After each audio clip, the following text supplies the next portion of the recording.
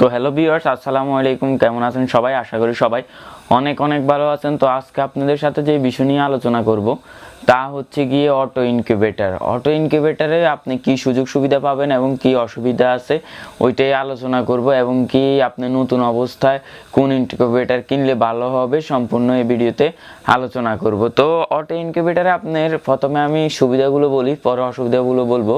তো ইনকিউবেটরের প্রথম পার্টে যখন আপনি কিনবেন তখন অটোই কিনবেন, কারণ অটোই বেস্ট। আপনি প্রথম অবস্থায় কিছু বুঝবেন না। আপনার এই কন্ট্রোলারটা দিয়ে আপনি যদি করেন বা যে কোনো অটো কন্ট্রোলার দিয়ে যদি আপনি ইউজ করেন, তাহলে হচ্ছে কি আপনার যে দিনে প্রতি 90 মিনিট পর পর ডিমগুলোকে টার্নিং করতে হয়, ঘুরাতে হয়, এগুলো অটোই কাজ করবে। এরপরে হচ্ছে কি আপনার যে তাপমাত্রা আছে ওইটা আপনার ম্যানুয়ালেও কিন্তু কন্ট্রোল করা যায়, কিন্তু অটোতে আপনার তাপমাত্রাটাও কন্ট্রোল করবে, এবং কি আপনার যদি ভিতরে গরম হয়ে যায় বেশি, তখন আপনার এসি কুলার ফ্যান আছে আপনার ভিতরে ঠান্ডাও করে দিবে। আর এর সাথে আপনার টার্নিং মোটর আছে। টার্নিং মোটরে আপনার প্রতি 90 মিনিট পর পর আপনি সেট করে দিলে 90 মিনিট পর পর ডিমগুলো ঘুরবে। আর হচ্ছে গিয়ে সবচেয়ে যে সুযোগ সুবিধাটা সবচেয়ে বেশি পাবেন ওটা হচ্ছে গিয়ে আপনার পানি হিউমিডিটি বসাবার পরে আপনার হচ্ছে গিয়ে 18 দিন আপনি অটো কন্ট্রোলারটা না খুললেও হবে। আমি মুরগির ডিম দিয়ে বসে যাই, হাঁসের ডিম আরও বেশি সময় লাগে। তো 18 দিন আপনার যে টার্নিং করা লাগে প্রতি 4 ঘন্টা পর পর একবার, তো এই টার্নিংটা আপনার আর করতে হচ্ছে না। এরপরে আপনার তাপমাত্রাটাও অটো কন্ট্রোল হচ্ছে।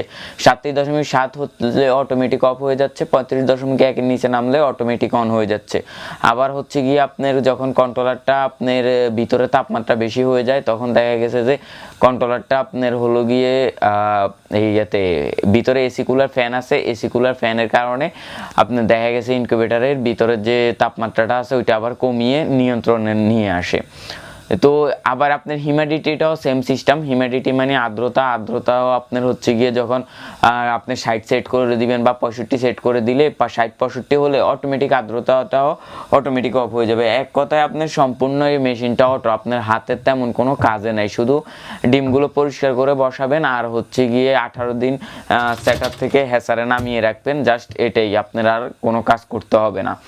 তো অটো কন্ট্রোলার অসুবিধা যেটা ওটা হচ্ছে গিয়ে আপনি যখন অটো কন্ট্রোলারটা ইউজ করবেন তখন আপনি হ্যাসিং রেট একটু কম পাবেন। ম্যানুয়াল যে মেশিনটা ওইটাতে আপনি 95% পর্যন্ত পাবেন, কিন্তু এই মেশিনে আপনি 85-90 প্রথম পেতে পারেন, পরে আর পাবেন না। 85 পাবেন বা 80 পাবেন এই অটো কন্ট্রোলারটাতে। এটাতে শুধু এই একটাই অসুবিধা, আর নাহলে সব কিছুর সুবিধা আছে। তো অটো মেশিন কাকে বলে আশা করি বুঝতে পারছেন। যদি ভিডিওটি ভালো লেগে থাকে তাহলে অবশ্যই লাইক করবেন, কমেন্ট করবেন, সাবস্ক্রাইব করতে ভুলবেন না।